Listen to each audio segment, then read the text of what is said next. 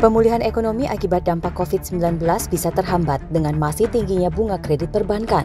Kalangan pengusaha menilai bunga kredit saat ini yang berada di level sekitar 8 hingga 9% masih memberatkan. Padahal saat ini masih banyak sektor usaha yang mencoba bertahan di tengah pandemi. Untuk mempermudah pemulihan ekonomi, dunia usaha berharap bank segera menurunkan bunga kreditnya mengikuti bunga acuan atau 7 days BI repo rate yang sudah berada di level 3,5%. Pemerintah harus mampu memberikan suatu stimulus dalam bentuk bagaimana penurunan suku bunga. Karena kalau suku bunga ini diturunkan, tentu itu akan menjadi satu daya tarik bagi pengusaha-pengusaha kita untuk katakanlah membutuhkan modal kerja dari perbankan. Akan menarik minat daripada pelaku-pelaku usaha kita itu apakah kelas mikro, kecil, menengah, besar untuk menambah modalnya. Kalau pemerintah ingin mempercepat daripada recovery ekonomi kita. Gubernur Bank Indonesia Peri Warjio telah mendorong bank swasta nasional menurunkan bunga kreditnya mengikuti Bank BUMN. Menurut data Otoritas Jasa Keuangan, suku bunga dasar kredit Bank BUMN sudah turun per Februari lalu dan berada di level 7 hingga 8%. Dengan bunga kredit mikro masih 14%. Namun suku bunga kredit bank swasta masih tinggi, bahkan ada yang masih di atas 10%. Mohon juga nih perbankan ini nurunkan kredit. Makanya kita mulai transparansi suku bunga kredit. Terima kasih Bank-Bank Himbara sudah mulai. Bank-bank yang lain, ayo turunkan suku bunga kredit untuk seperti itu. Nah, terakhir kemarin juga kami sudah kembangkan. Bila bunga kredit masih terus tinggi, bagaimana pemulihan ekonomi bisa berjalan lancar? Selamat malam pemirsa, Indonesia Business Forum kembali hadir. Saya Brigita Manohara. Ketika pemerintah berharap agar pertumbuhan ekonomi ini bisa mencapai 5% di tahun ini dan paling tidak di kuartal kedua sebesar 7%, tentunya mesti didukung dengan percepatan pertumbuhan dari beragam sektor. Karena memang konsumsi salah satunya yang jadi pendukung utama dari perekonomian kita ini harus terus disupport. Tetapi tampaknya ketika upaya untuk bisa mendorong berbagai macam sektor termasuk juga industri belum sepenuhnya didukung oleh perbankan. Mengingat kalau kita catat ini pertumbuhan kredit bank hingga saat ini untuk bank swasta dan bank asing masih minus. Bahkan bank swasta masih minus 5%. Lalu apa yang kemudian bisa dilakukan supaya industri ini bisa bergerak dengan lebih cepat? Untuk itulah pada malam hari ini Indonesia Business Forum mengangkat tema mengenai bunga kredit masih tinggi, ekonomi sulit. Saya sudah bersama dengan 2 orang narasumber di studio dan 1 orang narasumber yang terhubung melalui video conference. Saya perkenalkan satu persatu. Yang pertama ada Pak Handaka Santosa yang merupakan pengurus Apindo khususnya di bidang retail. Pak Handaka, selamat malam. Boleh mungkin dipakai mic-nya Pak Handaka? Ya, selamat malam. Sehat Pak Handaka ya? Sudah nyala sih Pak itu Pak. Yang penting Bapak sehat kan ya? Sehat. Cuman mungkin nanti saya akan mengelaborasi lebih jauh seberapa kemudian kondisi teman-teman di dunia retail yang kalau kita baca beritanya sudah banyak yang mulai merumahkan bahkan mem-PHK pegawai karyawannya ya Pak ya. Saya berikutnya perkenalkan ada Pak Antoni Budiawan, ekonom. Pak Antoni, sehat? Ya sehat, lebih sehat dari ekonomi kita. Ini nanti kita mesti tanya kenapa bisa begitu ya pemirsa. Dan tentunya saya juga sudah terhubung dengan melalui video conference ada Pak Rian Kiryanto yang merupakan ekonom dan juga staf ahli OJK. Pak Rian, selamat malam. Selamat malam. Selamat malam Pak Handaka, Pak Antoni, selamat malam. Nih mudah-mudahan sehat. Kalau lihat senyumnya agak cemerlang gini sepertinya bank-bank sudah mulai patuh dengan himbauan OJK nih kayaknya Mas Rian nih. Tapi saya ke Pak Handaka dulu. Pak Handaka, ini sebenarnya sektor retail di momen-momen lebaran dan sampai sekarang mestinya bisa bernafas sedikit lega. Tapi apakah memang sektor retail merasakan hal itu? Karena beritanya kan sudah banyak yang mulai merumahkan pegawai dengan omset yang turun, bahkan sudah menutup tokonya. Ini kondisinya sampai sekarang Pak, seperti apa Pak Handaka? Jadi kalau saya bisa sampaikan, memang kita ini jalan paralel. Setiap bisnis retail selalu mengusahakan bagaimana bisa survive, karena jalan paling pintas memang tutup aja gerainya, karyawan dirumahkan paling gampang. Tapi gimana pun kita kan juga harus tough ya, jadi kita terus berjuang bagaimana bisa survive, bagaimana minimize pengurangan karyawan. Walaupun kita lihat berita-berita terakhir adanya juga satu debt store ya, satu perusahaan retail yang pilot juga akhirnya setelah mencoba bertahan sekian lama. Kita yang retail ini saat ini memang sebetulnya kalau mau diakuin sudah ada pertumbuhan. Karena kita tahu di tahun lalu dari April hingga Juni terutama di Jakarta ya itu lockdown, toko-toko tutup, pusat perbelanjaan tidak beroperasi, hanya supermarketnya aja. Nah di situ memang terjadi adanya satu stagnasi ya. Kenapa? Karena kesatu kita tetap menggaji karyawan, nggak mungkin kita akan langsung keluarkan pada waktu mall ditutup gitu. Tapi kemudian kedua tidak ada penjualan, jadi ini satu dilema sebetulnya. Bagaimana bisa membiayai dan kemudian tetap bisa mengoperasikan, dan kalau toko tutup nggak bisa hanya tutup gitu aja. Kita harus tetap membersihkan barang-barangnya, tetap harus ada cleaning, harus ada security. Ya itu satu hal yang sulit pada waktu itu dan tidak terasa sudah 1 tahun. Nah saat ini walaupun di tengah kita belum bisa sehat 100%, memang ada beberapa perusahaan yang sudah dalam tahapan yang recovery lebih bagus ya. Seperti retail kan MAP juga udah bisa mencapai, kalau dilihat dari reportnya sebagai perusahaan publik juga udah kelihatan bagus gitu. Tapi secara umum kalau kita lihat antara retail, pusat belanja, ini memang satu keadaan yang harus benar-benar kita perhitungkan. Bagaimana untuk mengurangi seminimum mungkin karyawan. Kenapa?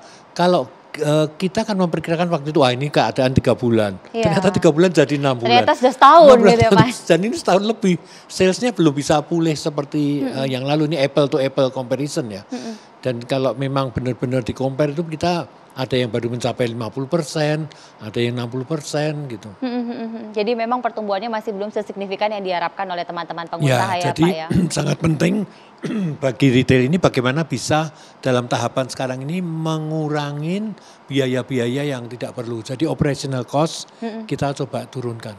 Berkaitan mengenai program-program yang sudah dicanangkan oleh pemerintah Pak, misalnya seperti restrukturisasi pinjaman, termasuk tambahan modal, apakah memang ini sudah bisa termanfaatkan dengan baik? Apalagi kalau untuk bunga, ini kan masih cukup tinggi konon kabarnya Pak. Kalau bicara tentang bunga, tentu satu hal yang kelihatannya menarik tetapi juga menyebalkan gitu. Ya kita ngomong terus terang aja gitu. Bagaimana kita ini mau berusaha dalam keadaan sales revenue yang drop, pengeluaran tetap yang tetap harus kita jaga, namun di pihak lain dana ini biayanya masih cukup tinggi. Ya itu yang harusnya diperhatikan lah lebih lagi, sehingga bagaimana bisa menyalurkan dana. Karena yang kita dengar likuiditas itu kan sangat liquid ya, bukan liquid, sangat liquid. Lah itu bagaimana disalurkan? Kalau mengenai risiko ya semua bisnis punya risiko lah. Buka retail juga ada risiko nggak laku, padahal udah bikin interior, bikin rack semuanya. Ya, itu yang harusnya dipikirkan oleh pemerintah. Apalagi kalau kita lihat bahwa komponen pertumbuhan ekonomi itu 56,9 PDB kan dari konsumsi rumah tangga, itu dari konsumsi domestik, di mana di dalamnya adalah retail ini. Adanya terjadi sesuatu terhadap bisnis ini, pengaruhnya akan sangat-sangat besar terhadap perekonomian Indonesia. Jadi kita benar-benar harus memperhatikan, dan di situ kita yang benar-benar mempersiapkan dan mengawasin lebih awal gitu. Itu yang kami harapkan.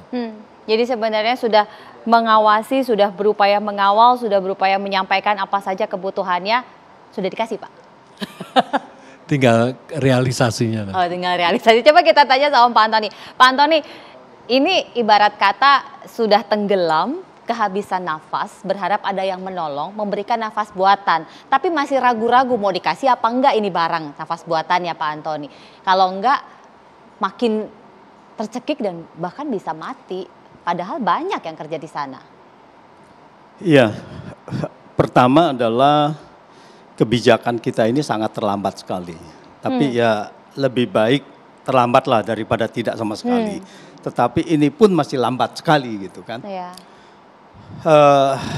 Ini bagian dari kebijakan suku, kalau kita bicara bunga kan bagian dari kebijakan moneter. Kebijakan moneter ini sebetulnya tujuannya untuk apa sih? Kebijakan moneter begitu konsumsi turun, maka kebijakan fiskal mendorong untuk membuat konsumsi naik, tetapi itu tidak cukup. Maka diambil kebijakan moneter. Kebijakan moneter itu ada dua hal. Ya, yang pasti adalah di dalam krisis menurunkan suku bunga. Suku bunga Bank Indonesia itu turun, itu sebagai acuan. Karena kalau suku bunga Bank Indonesia tidak turun sebagai acuan, tidak mungkin suku bunga yang lainnya akan turun gitu. Karena itu bagian dari cost of fund. Nah, suku bunga Bank Indonesia turunnya juga lambat. Sebagai perbandingan bahwa misalkan The Fed Amerika itu langsung turun, padahal dia cuma pada saat itu suku bunganya cuma 2%, langsung turun menjadi 0,5%, 0,25% menjadi 0%, itu dalam waktu 2 minggu saja, 3 minggu saja. Jadi sangat. Terus kedua adalah bahwa suku bunga acuan itu diikuti oleh penurunan suku bunga kredit. Jadi kalau kita lihat sampai dengan bulan Mei, itu kredit di Amerika itu masih meningkat tajam. Dan total tahun 2020 kredit itu masih bertumbuh 11%. Meskipun dia sampai Mei naik tajam, lalu kemudian landai, dia turun, tetapi pada akhir Desember 2020 dibandingkan Desember 2019 itu masih naik 11%. Indonesia 2019 dan 2020 itu turun 2,4%. Ya. Pertanyaannya kenapa Bank Indonesia itu kok sangat lambat menurunkannya? Ya, meskipun sekarang itu 3,5%. 3,5% pun masih sangat tinggi untuk kondisi seperti resesi begini gitu. Ini kita sudah 4 quarter lah. 4 quarter belum itu. Nah, jadi kalau kita punya kredit itu turun 2,4%, tapi perbankan itu menyalurkan dananya itu ke surat berharga. Surat berharga khususnya surat berharga pemerintah. Itu bertumbuh surat berharga pemerintah itu, surat berharga negara SBN, kalau nggak salah dia bertumbuh 80% penyalurannya gitu. Jadi uang nggak bisa dia salurkan kemana-mana, dia membeli SBN. Total SBN sendiri dia ada beli dari itu ya kurang lebih 45%. Jadi 81% itu. Nah, sekarang inflasi 2020 itu cuma 1,68%, 1,7%. Artinya masih ada room Bank Indonesia itu harus menurunkan. Nah, kalau kita lihat Malaysia itu sudah 0,5% saja ya suku bunga acuannya gitu, suku bunga itu. Nah, kalau kita lihat base rate, sekarang kita baru turun akhir Februari yang lalu, kalau nggak salah ya menjadi 8%. Itu adalah suku bunga dasar. Kalau kita lihat suku bunga dasar base rate di Malaysia itu cuma sekitar 2,5%, berarti ada diskrepensi sekitar 5%. 2,5%, jadi 5% sampai 6% itu diskrepensi dari base rate-nya itu. Kalau 8% berarti dia ada ditambahkan margin lagi. Ini kan suku bunga dasar kan. Jadi masih ada yang tadi ada yang 10%, ada yang 9,5% dan ini yang makin memberatkan Pak Handaka dan teman-temannya yang sebenarnya sudah nggak ada omset tapi cost-nya terus naik. Exactly, itulah. Jadi sebetulnya adalah tujuan kedua dari kebijakan moneter adalah yaitu membuat perusahaan sama mereka yang kredit debitur itu adalah bisa survive, ya, bisa afloat lah gitu supaya mereka tidak pailit. Relaksasi itu bukan sebagai solusi, itu hanya masalah cash flow, tetapi kan sekarang tahun ini harus bayar semua. Wah, akan menjadi double. Berarti makin berat, bunganya. Pak. Tahun ini akan menjadi berat kalau tidak ada penundaan lagi kan gitu. Nah, ini masalah. Jadi bahwa relaksasi ini bukan solusi gitu. Solusi adalah menurunkan kalau diskrepensi bunga itu 5%, maka kita punya kredit total 6.000 triliun. 5% itu kalau diskrepensinya berarti 300 triliun per tahun untuk menambah likuiditas di market. Nah, inilah yang menghambat pemulihan ekonomi. Salah satu yang menghambat untuk itu. ini salah satu yang menghambat, dan kalau memang tidak segera diatasi bisa jadi nanti Pak Handaka dan teman-temannya makin susah karena double yang harus dibayar, tetapi pendapatannya tidak sebanyak yang diharapkan untuk bisa menutup kos produksi. Seperti apa kemudian strategi yang sudah disiapkan oleh ini tim untuk bisa mengatasi hal ini? Nanti kita coba tanya kira-kira pandangan dari Mas Rian seperti apa. Sesaat lagi tetaplah bersama kami.